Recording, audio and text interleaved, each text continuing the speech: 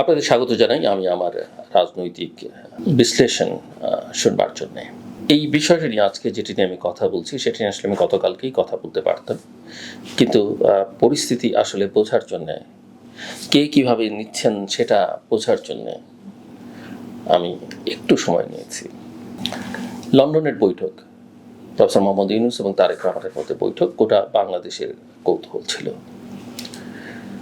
বৈঠক শেষে যেটা পাওয়া গেছে সেটা হচ্ছে যে বিএনপির নেতাকর্মীদের মধ্যে এক ধরনের উচ্ছ্বাস, আলহামদুলিল্লাহ বলে তারা প্রকাশ করতে শুরু করেছেন। অনেকে নির্বাচনী প্রচারণও শুরু করে দিয়েছেন, সেটাও আমরা মোটামুটিভাবে লক্ষ্য করলাম। কেউ কেউ এটাকে সংঘাত এড়ানোর ক্ষেত্রে একটা বড় অর্জন বলে দেখছেন, কিন্তু আমি পুরো বিষয়টাকে যেভাবে দেখি সেটা হচ্ছে, যেটা আমি অনেক সময় বলি যে professor Mohammad Yunus Nobel laureate, গোটা পৃথিবীর মানুষকে তিনি কথার মায়াজালে মুগ্ধ করেছেন। বাংলাদেশের জন্য, তার নিজের জন্য যথেষ্ট সম্মান এবং গৌরব তিনি নিয়ে এসেছেন। এখন সরকার প্রধান তিনি। প্রফেসর মোহাম্মদ ইউনূসের সরকারের দিক থেকে এই বৈঠকটির ক্ষেত্রে উৎসাহ প্রকাশ করা হয়। বিএনপির পক্ষ থেকে, বিশেষ করে বিএনপির ভারপ্রাপ্ত চেয়ারম্যানের পক্ষ থেকে তাতে সাড়া দেওয়া হয়। দ্বিধা ছিল কিনা জানি না, তবে এই সাড়া দিয়ে যে মিস্টার তারেক রহমান এটি ভালো কাজ করেছেন সেটা আমি সম্ভবত আগেও বলেছি আপনাদের। আর না হলে যেটা হতো যে তারেক রহমানকে একটু অ্যারোগেন্ট হিসেবে প্রচার করবার একটা মৌকা সরকারের দিক থেকে বা সরকার সমর্থকরা পেয়ে যেতেন। আলোচনায় তারেক রহমান যথেষ্ট সৌজন্যতা দেখিয়েছেন। প্রফেসর মোহাম্মদ ইউনূসের জন্য উপহার নিয়ে গেছেন, তার মায়ের সালাম, সাবেক প্রধানমন্ত্রী বেগম জিয়ার সালাম তাকে পৌঁছে দিয়েছেন। সবটাই হয়েছে, বাট যেখানটাতে সবাই খুশি সেখানটাতে আমি একটু ভীত সন্ত্রস্ত। আমার কাছে পুরো বিষয়টাতে মনে হয়েছে যে বিএনপি ট্র্যাপড, তারেক রহমান এখন মোস্ট ভালনারেবল। বাংলা করলে বিএনপি ফাঁদে পড়েছে আর তারেক রহমান একটা বড় ঝুঁকির মধ্যে পড়েছেন। কেন বলি? বিএনপি বলছে যে 12ই ফেব্রুয়ারি নির্বাচন হবে, অফিসিয়ালি ঘোষণা করা হয়নি, জয়েন্ট স্টেটমেন্টের মধ্যেও সেটা নেই, আগের সপ্তাহে হবে। এটা ধারণা করা গেছে যে রোজার আগের সপ্তাহে, মানে হচ্ছে রোজা 18 তারিখ থেকে শুরু হতে পারে, ফেব্রুয়ারির 12 তারিখে নির্বাচনটা হবে। এখন 12 তারিখে নির্বাচন হবে, যেটা পত্রপত্রিকার খবর, ভেতরের খবর তো আমরা জানি না। দুই নেতা একসঙ্গে প্রায় 40 মিনিট কথা বলেছেন আমরা শুনেছি, প্রেস কনফারেন্স একটা যৌথ দেখেছি। কিন্তু যেটা জানা গেছে যে সেটা হচ্ছে যে বিএনপি বলেছে যে নির্বাচনটা রোজার আগে করবার প্রস্তাব। আমরা একদিন জানতাম যে বিএনপি ডিসেম্বরের মধ্যে নির্বাচন চাইছে এবং তারা মনে করে, মনে করতে বলা ভালো এখন, যে এই নির্বাচনটা আরো আগেই করা সম্ভব। বিএনপির অনেক নেতার বক্তব্য আমরা শুনেছি। প্রফেসর মোহাম্মদ ইউনূস তার সরকার ডিসেম্বর থেকে জুন বলেছেন। ডিসেম্বর থেকে জুন বললে ডিসেম্বরও হতে পারে, জুন মাসেও হতে পারে। ঈদের আগে জাতির উদ্দেশ্যে দেওয়া ভাষণে অন্তর্বর্তী সরকারের প্রধান উপদেষ্টা এটাকে এপ্রিলে প্রথমার্ধের কথা বলেছেন। এখন ধরা যাক বিএনপি যদি ধরেন আন্দোলন সংগ্রাম বাদ দিয়ে, চাপটাপ বাদ দিয়ে এপ্রিলেও রাজি হয়ে যেত, তাহলে দায় দায়িত্বটা সরকারের উপরে চাপত। কিন্তু বিএনপি যখন রোজার আগে বলেছে, চাইছে, এবং সেটা ডিসেম্বর থেকে সরে গিয়ে চাইছে, এখন দায় দায়িত্ব অনেকখানি বিএনপিকেও নিতে হবে, কারণ এটা সমঝোতা দুপক্ষ মিলে, এবং দুপক্ষ মিলেই প্রেস কনফারেন্স করেছেন। এখন আসুন, যারা এত উচ্ছ্বাস আনন্দ প্রকাশ করছেন তারা এই যে যৌথ স্টেটমেন্ট, যেটা দলিল দুই পক্ষের, সেই দলিলটা ভালো করে পড়েছেন কিনা, বা ইন বিটুইন দ্য লাইন্স কি আছে সেটা বোঝার চেষ্টা করেছেন কিনা। যেমন ধরা যাক, বলা হয়েছে স্টেটমেন্টে, নির্বাচনের সকল প্রস্তুতি শেষ হলে ফেব্রুয়ারি মাসে নির্বাচনটা হতে পারে। প্রথম কথা, 12 তারিখ হচ্ছে সেটা বলা হচ্ছে না। দ্বিতীয়ত হচ্ছে, আপনাদের আমি একটা কথা স্মরণ করে দিই যে নির্বাচন এর তারিখ ঘোষণা করলেই যে ওই তারিখে নির্বাচন হতে হবে সেটাও কিন্তু কথা নেই। বাংলাদেশে রেকর্ড আছে নির্বাচনের তারিখ ঘোষণা করবার পরেও সেই তারিখে নির্বাচন না হওয়া। বাংলাদেশে অনেক জাতীয় নির্বাচন হচ্ছে রোববারে, এই 12ই ফেব্রুয়ারিটা হয় বৃহস্পতিবার।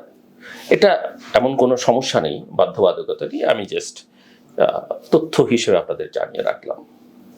দ্বিতীয়ত, এই স্টেটমেন্টের মধ্যে দুপক্ষ যেটা বলছে, অর্থাৎ ড্রাফটটা হয়তো সরকার করেছে, বিএনপির তাতে সম্মতি আছে, ড্রাফটটা বা এই বিবৃতিটা উপস্থাপন করা হয়েছে সরকারের দিক থেকে, অর্থাৎ সরকারের একজন ব্যক্তি, জাতীয় নিরাপত্তা উপদেষ্টা ডক্টর খলিলুর রহমান স্টেটমেন্টটা পড়েছেন।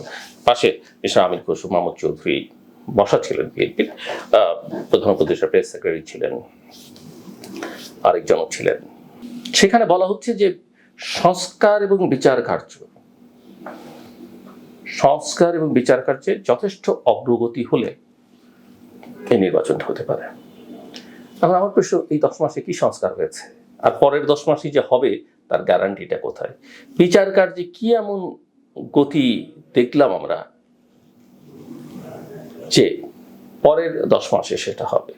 আমার প্রশ্ন, বিএনপি নেতাদের কাছে প্রশ্ন।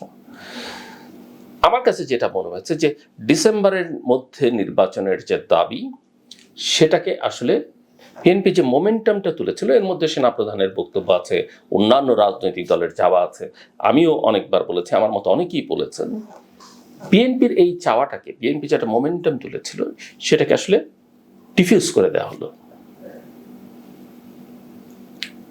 এখন আমি আমার কথায় যাই যে আমি আগে বহুবার বলেছি, ডিসেম্বরের মধ্যে নির্বাচন না হলে বাংলাদেশে কবে নির্বাচন হবে? 31 ডিসেম্বরের মধ্যে নির্বাচন না হলে বাংলাদেশের নির্বাচন কবে হবে সেটা অনেক বড় প্রশ্নের মধ্যে। এই প্রশ্নের উত্তর খুঁজে বের করা একটু কঠিন হবে। নানানজন নানান স্বপ্ন দেখতে পারেন। বিএনপির মতো একটা বড় দল বলছে চাইছে, যেমন ধরেন বিএনপি বলছে চাইছে, বা আরো দল বলছে চাইছে, সেনাপ্রধান বলছেন, উনি বলছেন, উনি বলছেন, এগুলো শুনে টুনে তো আমরাও বলেছি, আমাদের একটা অ্যানালাইসিসে। তো বিএনপির এই যে বিচ্যুতিটা ঘটলো, এই যে বিচ্যুতিটা বিএনপি ঘটালো, এতে করে নিঃসন্দেহে অন্যদেরকে তো তারা হতাশ করেছেন, অন্যদের সঙ্গে তাদের সংযোগটা খানিকটা শিথিল হয়েছে এই প্রক্রিয়ার মধ্য দিয়ে। অর্থাৎ অন্যদের বক্তব্যকে বিএনপি খুব একটা আমলে নেয়নি। তারা মনে করেছেন ডিলটা সরকারের সঙ্গে তারা সেরে ফেলতে পারছেন। পারলে ভালো হতো, তারা যদি এনশিওর করতে পারেন 12ই ফেব্রুয়ারি বাংলাদেশে একটা অবাধ, সুষ্ঠু, গ্রহণযোগ্য, অংশগ্রহণমূলক নির্বাচন হবে, সেটা যদি তারা নিশ্চিত করতে পারেন, নিঃসন্দেহে বাংলাদেশের প্রতিটি জনগণের মতো আমিও খুশি হব। কিন্তু আমি বলতে পারি যে তারা আসলে এটা পারবেন না। তারা গত 15 বছরে বহু ত্যাগ, বহু জেল, জুলুম, হুলিয়া, আত্মদান, গুম, খুনের শিকার হয়েও, এমনকি জুলাই আগস্টের অভ্যুত্থানে সবচেয়ে একক দল হিসেবে সবচেয়ে বেশি নেতাকর্মীকে হারিয়েও তারা কিন্তু সেই কৃতিত্ব নিতে পারেনি। আজকে এটাও আমাকে বলতে হচ্ছে।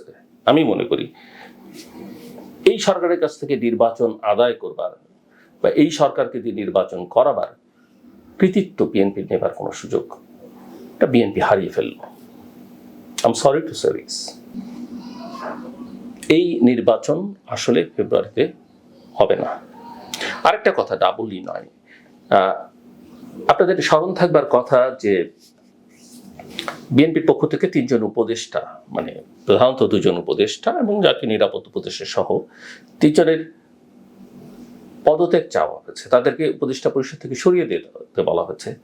সেটা বলবার পরে প্রধান উপদেষ্টার সঙ্গে এক বৈঠকে একজন উপদেষ্টা, আসিফ মাহমুদ সজীব ভুঁইয়া ছিলেন, বিএনপি সেই বৈঠকে ছিল, কিন্তু বিএনপি এটা আসলে বলতে পারেনি। আপনি যার পদত্যাগ চাইছেন তার সঙ্গে আলাদা বৈঠক করেন সেটা হলো অন্য কথা। তো প্রধান উপদেষ্টার যার কাছে আপনি এই পদত্যাগ বা তাদেরকে সরিয়ে দেওয়ার দাবি করছেন, তার সঙ্গে মিটিংয়ে তার সঙ্গে আপনার কিভাবে করলেন, এটি নিয়ে প্রচুর আলোচনা সমালোচনা হয়েছে। লন্ডনে কি ঘটলো, ওই যে 3 জনের মধ্যে একজন জাতীয় নিরাপত্তা উপদেষ্টা ডক্টর খলিলুর রহমান, তার পাশে বসে মিস্টার আমির হোসেন মাহমুদ চৌধুরী এবং বিএনপির আরেক নেতা প্রেস সেক্রেটারি আছেন, তারা একসঙ্গে প্রেস কনফারেন্স করছেন এবং ডক্টর খলিলুর রহমান মিস্টার তারেক রহমানকে ওই মিটিংয়ে স্বাগত জানাচ্ছেন। ব্যাপারটা কি দাঁড়ালো, আপনি তাকে সরিয়ে দিতে চাইছেন, কিন্তু আসলে আপনি শেষ পর্যন্ত তাকে এন্ডোর্স করছেন, স্বীকার করে নিচ্ছেন, মেনে নিচ্ছেন এবং ডক্টর খলিলুর রহমানকে নিয়ে আরও বেশ কিছু গুরুত্বপূর্ণ জায়গার সঙ্গে সম্পর্কের একটা টানাপোড়েনের কথা আমরা সবাই কম বেশি জানি। সেটাও আসলে বিএনপি খানিকটা ইগনোর করলো। তো এই গোটা বিষয়টাতে যেটা দাঁড়ালো, আমার কাছে যেটা মনে হয়, এমনিতেই একটা ধারণা, অভিযোগ বিএনপির মধ্যে, এর সত্যতাও আছে, একেবারে সবটা অসত্য সেটা না, যে 8ই অগস্টের পরে চাঁদাবাজি, দখলদারি, এগুলোর মধ্যে বিএনপি জড়িয়ে পড়েছে। এগুলোর মধ্যে আসলে এনসিপি আছে, খুব স্মার্টলি জামাতও কোথাও কোথাও আছে, কিন্তু বদনাম বেশি হয়েছে বিএনপির। বিএনপি নেতাকর্মী এটা করেছে এবং করেছে, তার প্রমাণ হচ্ছে বিএনপি তাদের অনেকের বিরুদ্ধে ব্যবস্থা নিয়েছে, অনেককে শোকজ করেছে, কাউকে বহিষ্কার করেছে, কিন্তু তারপরে এটা অস্বীকার করবার কোনো সুযোগ নেই। কিন্তু একই সঙ্গে বিএনপির বিরুদ্ধে প্রোপাগান্ডা হয়েছে, কারণ একটা ক্ষমতাসীনদের একটা বড় অংশ বিএনপিকে প্রধান প্রতিপক্ষ ভাবে। সেই বিবেচনা থেকে সময় যত যাবে এই অভিযোগ, এই কর্মকাণ্ড বাড়তে থাকবে। বিএনপির নেতাকর্মীদের অনেকের কাছে নির্বাচনটা এখন খুব গুরুত্বপূর্ণ না, কারণ তাদের সহায় সম্পদ করা, ব্যবসা বাণিজ্য করা, এটা করলেই তাদের অনেকে হ্যাপি। তারা মনেই করছেন যে ক্ষমতায় এসে আছেন, ক্ষমতার চর্চা করছেন। এখন এই প্রশ্নটা তো সামনে আসবেই, যে তাহলে এই ঘটনাটা ঘটলো কেন? ইতিমধ্যে বিএনপি চেয়ারপারসন বেগম খালেদা জিয়ার নাম এসে, যে তিনি তাদেরকে নির্দেশ দিয়েছেন সরকারের সঙ্গে কোনো সংঘাতে না জড়াতে, কথাবার্তা, উত্তম পরামর্শ, নিঃসন্দেহে উত্তম পরামর্শ। কিন্তু রাজনীতিতে কখনো কখনো চাপ তো দিতেই হয়, আর এটা বুঝতে কারো বাকি থাকবার কথা নয় যে এই সরকার আসলে ফাংশন করছে না, ডেলিভার করছে না। গত 10 মাসের সংস্কার শব্দটা তার উচ্চারণ করেছেন, সংস্কারের সও তারা করেননি। এবং আমি তো শিওর এই যে 11টা কমিশন করা হলো, সংস্কার কমিশন, তার মধ্যে যে কটা গুরুত্বপূর্ণ কমিশন রিপোর্ট দিয়েছে, সেই রিপোর্টের কোনো কপি পৃষ্ঠা উল্টে পাল্টে সরকারের সর্বোচ্চ ব্যক্তি থেকে গুরুত্বপূর্ণ ব্যক্তিরা দেখেছেন বলে তো আমার মনে হয় না। আমি জেনে বুঝে বলছি, কিন্তু কাউকে ছোট করবার জন্য যেভাবে খোলামেলা বলা উচিত আমি সেটা বলছি না। সংস্কার হয়নি, বিচার কি হয়েছে? বিচারের কিছু আওয়ামী স্টাইলে গায়েবী মামলা হয়েছে, বা কিছু মামলা হয়েছে যেখানে অপরাধী নেই, নিরপরাধদের নাম ঢুকিয়ে দেওয়া হয়েছে এবং খুবই দুর্বল। অথচ এত মামলা, এত কিছুর দরকার ছিল না। এই অপরাধীদের প্রত্যেককে একটা মামলা দিয়ে, একটা দুটো মামলা দিয়ে কিন্তু এদের বিচার কাজ শুরু করা যেত এবং ভালোভাবে ভবিষ্যতে এটা শেষও করা যেত। কিন্তু সেখান থেকে বাংলাদেশ অনেকখানি দূরে আছে এবং এই সরকার সেটা করেছে। তো সব মিলিয়ে যেটা আমার কাছে মনে হয় যে 12 তারিখ হবে না, দেখেন এরকম অনেক ঘটনা করতে পারে। করোনার আওয়াজ উঠেছে, করোনার অজুহাত দিয়ে বাংলাদেশের সরকার এগুলো নানাভাবে এইসব তথ্যপত্র ম্যানিপুলেট করে, একটা কিছু দেখিয়ে নির্বাচন পিছিয়ে দিতে পারে। রোজার 1 মাস আগে, 1 সপ্তাহ আগে এমন একটা পরিস্থিতি তৈরি করে তখন তার আপনার কোনো উপায় থাকবে না, হয়তো নির্বাচন পিছিয়ে যাবে, আপনি কিছু করতে পারবেন না এবং পেছোতে কোথায় গিয়ে ঠিকভাবে আপনি নিজেও বলতে পারবেন না। কারণ সরকারের এটা স্পষ্ট যে এই তারিখ ঘোষণার সঙ্গে অন্য ছোটখাটো রাজনৈতিক দলের প্রভাব স্পষ্ট। কোনো রাজনৈতিক দলকে সরকার নিজেই প্রতিষ্ঠা করতে চাইছে, সেটাও স্পষ্ট। আবার যদি ধরেন এমনও হয় ফেব্রুয়ারি মাসে নির্বাচন, জানুয়ারি মাস থেকে জানি আমরা ভোটার তালিকা তৈরি করা হবে, মার্চ মাসে ভোটার তালিকা আনুষ্ঠানিকভাবে প্রকাশ করবার কথা। এখন কেউ যদি কোনো কারণে ঠুনকো যুক্তি এই ভোটার তালিকা শুরু হয়েছে, নতুন ভোটারদের নিয়ে তো নির্বাচন করতে হবে, এটা ঠিক না, বা কোর্টে গেলেন, আমাদের কোর্ট অনেক ভালো ভালো কাজ করে, আবার আমাদের কোর্টে আদালতে বিচার বিভাগ অনেক দুর্বল বা বিতর্কিত কাজের নজিরও সাম্প্রতিককালও আছে, অতীতে তো ভুরি ভুরি নজির আছে। একটা অজুহাত দিয়ে, এবং সরকারের তো প্রভাব মুক্ত সবকিছু নয়, একটা অজুহাত দেখিয়ে নির্বাচনটাকে কিন্তু পিছিয়ে যাওয়া সম্ভব, আরো অনেক রকমের পরিস্থিতি তৈরি করা সম্ভব।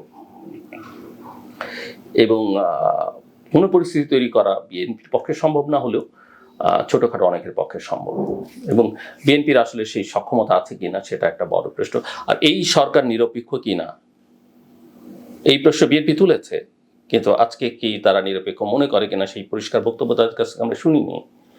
এই সরকার একটা ভালো নির্বাচন করবার জন্য ক্যাপাবল কিনা, যেখানে প্রফেসর মোহাম্মদ ইউনূস নিজে বলছেন যে এখন তো নির্বাচন হলে রিগিং হবে, ব্যালট বাক্স ছিনতাই হবে, পুলিশ তৈরি না, অ্যাডমিনিস্ট্রেশন সরকারকে সহযোগিতা করছে না, তারা কিভাবে নির্বাচনটা করবেন সেটা আমি বুঝতে পারছি না আগামী 10 মাসে, 12 মাসে, 14 মাসে, কারণ 10 মাসেই তারা কিছু করতে পারেনি। কাজে এই প্রশ্নগুলো থাকলো। এখন কি হতে পারে? আমার ধারণা যেভাবে দেশ চলছে, যেভাবে সরকার প্রধান থেকে শুরু করে নানান জনের বিরুদ্ধে মানুষের নানা রকমের বক্তব্য যে তারা এই ব্যবসা করছেন, ওই ব্যবসা করছেন, ওই দুর্নীতির সঙ্গে জড়িয়ে এই উপদেষ্টা এটা করছেন, প্রত্যেকের আমলনামাই তো তৈরি হচ্ছে। সরকারের সঙ্গে সংশ্লিষ্ট প্রভাবশালী রাজনৈতিক শক্তিগুলো নানা রকমের অপকর্মের সঙ্গে, দুর্নীতির সঙ্গে যুক্ত, কিভাবে দেশে ব্যবসা বাণিজ্য এখন স্থবির হয়ে গেছে, অর্থনীতির চাকা থমকে আছে, বাংলাদেশ ব্যাংক থেকে শুরু করে নানা জায়গার কর্মকর্তারা কিভাবে নানা রকমের ক্রিয়াকর্মের সঙ্গে যুক্ত হয়ে পড়ছেন, এগুলো তো সোশ্যাল মিডিয়াতে বেশ কিছু কিছু তথ্য প্রমাণাদি সহ আছে। এগুলো নিষ্পত্তি কি হবে? এগুলো যখন বেরোতে থাকবে, প্যান্ডোরাস বক্স যখন ওপেন হবে, আর যখন এই ফাঁদে বিএনপি পা দিয়ে ফেলেছে এবং অন্য স্টেক হোল্ডারদের কথা একেবারেই বিবেচনায় না নিয়ে বিএনপি যখন নিজে নিজে এই সিদ্ধান্তটা নিয়ে ফেলেছে, তখন ধরা যাক এমন একটা পরিস্থিতি হলে সরকার নিজেই আর এক্সিস্ট করছে না বা থাকতে চাইছে না, ধরা যাক উপদেষ্টারা নাই, প্রফেসর মোহাম্মদ ইউনূসের পদত্যাগের কথা আমরা মাঝখানে একবার শুনলাম, আবার সেরকম কোনো ইস্যু সামনে চলে আসছে, এবং তখন যদি একটা পরিস্থিতি তৈরি হয় যে দেশে একটা নিরপেক্ষ নির্বাচন করতে হবে, এবং নির্বাচনকালীন নির্বাচন করবার জন্যে ওই রকম পরিস্থিতিতে একটা কিছু আমরা দেখি, একটা সরকার দেখি বা পরিবর্তিত, এগুলো নিয়ে করিডোরে অনেক আলোচনা আছে, এবং তখন সেই ভালো নির্বাচন করবার জন্যে আওয়ামী ফ্যাসিস্ট অলিগার্স করাপ্টদের বিরুদ্ধে যেমন, কারণ নিরপেক্ষ নির্বাচনের স্বার্থে সেটা জরুরি হবে, যারা দায়িত্বে আসবেন যদি আসেন কেউ, তাদের পেছনে যেমন চড়াও থাকবেন। বিএনপি, জামাত, এনসিপি যারা গত 10 মাসে নানা কিছুর সঙ্গে যুক্ত হয়ে পড়েছেন, তারাও কিন্তু দূরের মধ্যে থাকতে হবে, কারণ একটা নিরপেক্ষ অ্যাডমিনিস্ট্রেশনের সেটাই কাজ। বিএনপি সেটা কতখানি সামাল দিতে পারবে? আমি যেটা বোঝাতে চাইছি, তাকে আসলে অনেক কিছু বুঝতে হবে, পলিটিক্সটা বুঝতে হবে, বাস্তবতাটা বুঝতে হবে, সেটা না করে তার একলা চলো নীতি, এবং বিএনপি তো তার মিত্ররাও সবাই তার সঙ্গে এখন আছে, সেটা তো দেখা যাচ্ছে না। এই বিষয় নিয়ে আমি আগামীকালকে বা অন্য আরেকদিন কথা বলবো, যে মিত্রদের আসলে কতখানি দরকার। এই অ্যালায়েন্স পলিটিক্স নিয়ে আমার অনেকদিন ধরে আমি এই বিষয়ে খুবই ইতিবাচক মনোভাব নিয়ে আমি এটা নিয়ে কথা বলবো, কিন্তু তারপরও এই যে নুরুল হক নূর, গণ অধিকার পরিষদের নেতা, ডাকসুর সাবেক পিপি, বিএনপির নেতারা চিঠি দিয়ে বললেন যে তারা এই কয়েকজন নেতাকে তাদের এলাকায় যেন বিএনপি কোনো সমস্যা তৈরি না করে। নূর এই যে 2-3 দিন আগে এলাকায় গেলেন এবং তাকে ঘিরে যা করা হলো, গাড়ি পুড়িয়ে দেওয়া, অফিস পুড়িয়ে দেওয়া, তাকে বাধার সৃষ্টি করা, আক্রমণ করা, এগুলো কি খুব ভালো কিছু? এগুলো কি বিএনপি মানুষের প্রতি কোনো আস্থা অর্জন, ভালোবাসা অর্জনের প্রক্রিয়া, বা তার মিত্ররা কি এটা কি খুব ভালোভাবে দেখবে? হ্যাঁ, আমি বলবো বিএনপির ওই অর্থে এরকম মিত্র দরকার নেই, কিন্তু এই মিত্রদেরকে সে কিভাবে ব্যবহার করবে সেটা নিয়ে আমি আগামী দিনে, হয়তো আজকে অনেক সময় নিয়ে নিয়েছি, আমি কথা বলবো।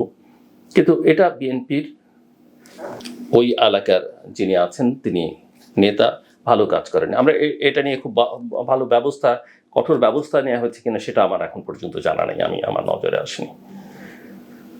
সো আমি যেটা স্পষ্ট করেই বলতে চাই, এবং আরেকটা কথা, বিশেষ কথা যেটা এটা বলতে চাই, সেটা হচ্ছে যে আমার কাছে কেন যেন মনে হচ্ছে, আমি নিজে এই কথা বহুবার বলেছি, অনেকে হয়তো বিএনপির মধ্যে পছন্দ করেননি, যে বিএনপির দুটো ইমেজ আছে। একটা হচ্ছে বিএনপি চেয়ারপারসন বেগম খালেদা জিয়া, তিনি যতদিন বেঁচে আছেন, আল্লাহ তার হায়াত যতদিন দিয়েছেন, আমি চাই তিনি বিএনপির নেতৃত্বে যতক্ষণ না তিনি কারো কাছে পুরো দায়িত্ব হস্তান্তর করছেন ততক্ষণ পর্যন্ত তিনি থাকুক, তার ইমেজ অন্তত নেক্সট ইলেকশন পর্যন্ত তিনি থাকুন। আর বিএনপি মহাসচিবের ক্ষেত্রে আমরা এর আগে 3-4জন মহাসচিব করা হবে বা বদল হবার আলোচনা শুনেছি। আমি মনে করি যে বিএনপি মহাসচিবেরও এক ধরনের ইতিবাচক ভাবমূর্তি সমাজের সর্বস্তরে আছে, তিনিও অন্তত নির্বাচন পর্যন্ত যেন এই মহাসচিবের হয়ে থাকেন। কিন্তু এই বেগম জিয়া এটা বলেছেন এবং সে কারণেই লন্ডনের বৈঠক এটা হয়েছে, এটা একটা মিশ্র, এটা আসলে তিনি বলেছেন কিনা, বা তিনি যদি বলেও থাকেন এবং এই ফেব্রুয়ারির ব্যাপারে যদি তার কোনো দিক নির্দেশনা থেকে থাকে, কাদের পরামর্শে বেগম জিয়া বা কারা এটা তাকে দিয়ে করালেন সেটা একটু খতিয়ে দেখা দরকার। দ্বিতীয় সমস্যা যেটা আমি দেখি সেটা হচ্ছে যে আমার কাছে যেন মনে হয়, হ্যাঁ আমি জানি মিস্টার তারেক রহমানের পছন্দের কিছু মানুষ আছেন, প্রতিটা মানুষের প্রতিষ্ঠান, দল, সংগঠন চালাতে গেলে থাকে, কিন্তু আমার কাছে কেন যেন মনে হয় যে তিনি আসলে বেসিক্যালি খুবই একা। এক তো দেশ থেকে অনেকদিন দূরে আছেন, দূর থেকে সবকিছু পরিচালনা করছেন, কিন্তু অনেক সময়ই তাকে এবং একটা নানা সমস্যার মধ্য দিয়ে তিনি গত কয়েকটা বছর তার গেছে, অনেক ক্ষেত্রে তিনি কনফিউজড হয়ে যান, তাকে কনফিউজ করে ফেলা হয়, এবং তিনি সঠিক রাজনৈতিক সিদ্ধান্ত গ্রহণের ক্ষেত্রে তাকে যে ধরনের পরামর্শ, সুপরামর্শ দেওয়া উচিত বা দেওয়ার জন্য যে টিম, সেই টিমের মধ্যে কোনো ইউনিটি আছে বলে আমার কাছে মনে হয় না। এবং সেক্ষেত্রে নানানজন নানানজি যার যার স্বার্থে, এবং পুরো দলের মধ্যে একটা বড় অংশই বলা যেতে পারে নিজস্ব ব্যক্তি স্বার্থের বিবেচনা করেই আসলে চলছে দল, দেশ। এই ভাবনাটা মিস্টার তারেক রহমান বা বেগম জিয়ার যতখানি থাকুক না কেন, তার দলে এখন কতখানি আছে সেটা আসলেই ভাবা দরকার। এবং এটা ছিল না বলি আওয়ামী লীগের একটা করুণ পরিণতি আমরা দেখেছি।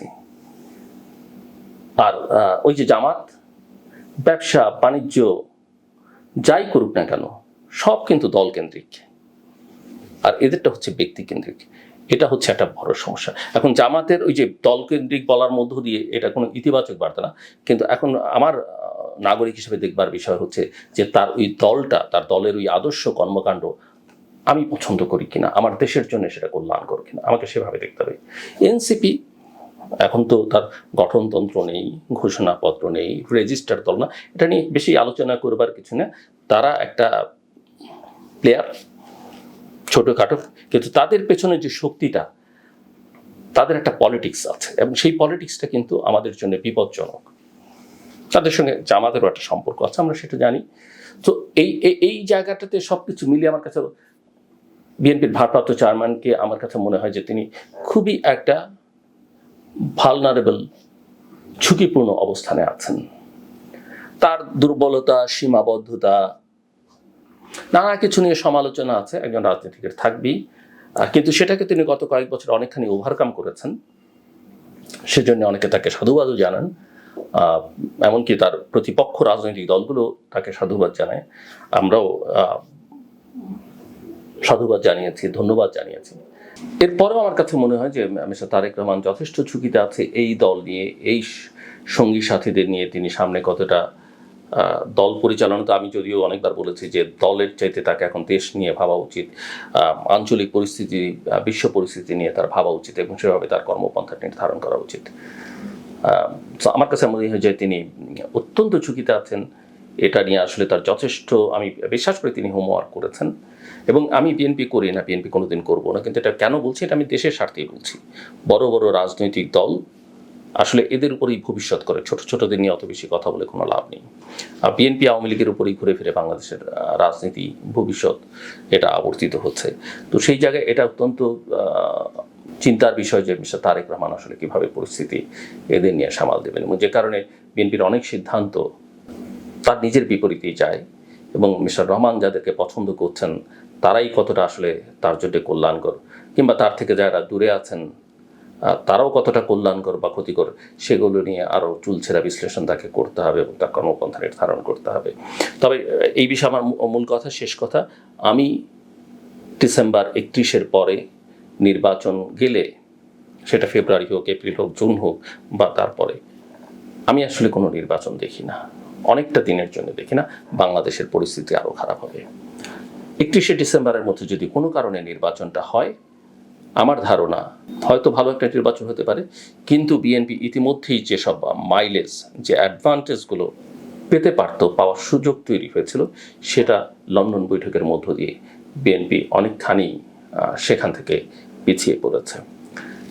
শেষ করবার আগে যে কথা সাধারণভাবে বলি, আমাদের সবার জন্য পরামর্শ, বাঙালির সম্পর্কে একটা ধারণা, বাঙালির সময় জ্ঞান খুব কম, কিন্তু সময়টা খুব গুরুত্বপূর্ণ। আপনি যে সময় চলে যায় সেটা আপনি ফেরত পাবেন না। শুধু পরামর্শ এটুকু যে আপনি কোথাও যাবার কোনো নির্ধারিত সময় থাকলে, কোনো মিটিংয়ে যাচ্ছেন, কোনো অনুষ্ঠানে যাচ্ছেন, নির্ধারিত সময় যাবেন, সম্ভব হলে 5-10 মিনিট আগে যাবেন। কেউ থাকুক না থাকুক, আপনি কোনো অনুষ্ঠান করবেন, নির্ধারিত সময় শুরু করবেন, কেউ থাকুক কিংবা না থাকুক। এবং এটা করতে করতে দেখবেন একটা জায়গায় এসে আমরা পৌঁছতে পারছি। ওই যে ব্রিটেন নিয়ে এতক্ষণ আলোচনা করছিলাম, লন্ডন বৈঠক নিয়ে, ওই ব্রিটিশ টাইমটা বা ওয়েস্টের টাইমটা মেনটেন করুন। বাঙালির সময় দিয়ে, সময় অত্যন্ত গুরুত্বপূর্ণ এবং সময় নষ্ট করে ফেললে আসলে খুব ক্ষতিকর। হ্যাঁ, আপনি কোনো একটা মিটিং অ্যাটেন্ড করতে গেলেন, কেউ 10টায় টাইম দিয়েছে, দেখা গেলো 10:30টায়, 11টায় শুরু হচ্ছে না, আপনি সেখান থেকে চলে আসেন, এই দায় আপনার না, যিনি ডেকেছেন বা যারা অর্গানাইজার তাদের দায়িত্ব। প্রতিটা ক্ষেত্রে, ঘরে বাইরে, সময়ানুবর্তিতা অত্যন্ত জরুরি জীবনের কল্যাণের জন্য, উন্নতির জন্য। আমার কথা শুনবার জন্য আপনাদের অসংখ্য ধন্যবাদ। আপনাদের সবার জন্য শুভকামনা।